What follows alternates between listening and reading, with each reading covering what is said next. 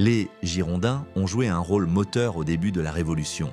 Issus de la bourgeoisie éclairée, souvent provinciale, favorable à une monarchie constitutionnelle au départ, bien conscients de l'importance d'une transition pour réussir à faire durer une véritable république. Ils prônaient la liberté économique, les droits de l'homme, la décentralisation et une république modérée, opposée à l'exécution du roi, pour beaucoup, et surtout hostile à la violence politique extrême que les montagnards finiront par incarner. Mais ils n'ont pas été les seuls modérés, ou les seuls à vouloir faire durer la révolution dans un cadre stable. Il faut distinguer plusieurs nuances dans les camps révolutionnaires. Les défenseurs des libertés individuelles et du libéralisme politique, voulant éviter la radicalisation et préserver les acquis révolutionnaires sans tomber dans la terreur. Ils étaient donc à mi-chemin entre les ultra-monarchistes et les montagnards radicaux. Les centristes, souvent appelés la Plaine ou le Marais, eux aussi modérés mais plus prudents, moins idéologisés que les Girondins, ils votaient souvent selon les circonstances, par pragmatisme. Certains penchèrent Girondins au début,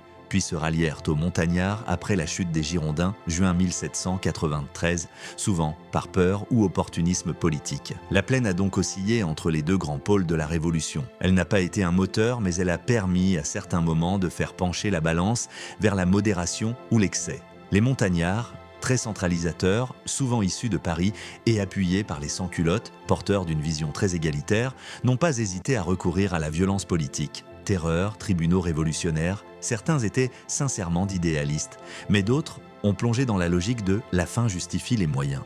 En résumé, les Girondins ont été les modérés les plus structurés idéologiquement, mais pas les seuls à vouloir stabiliser la Révolution.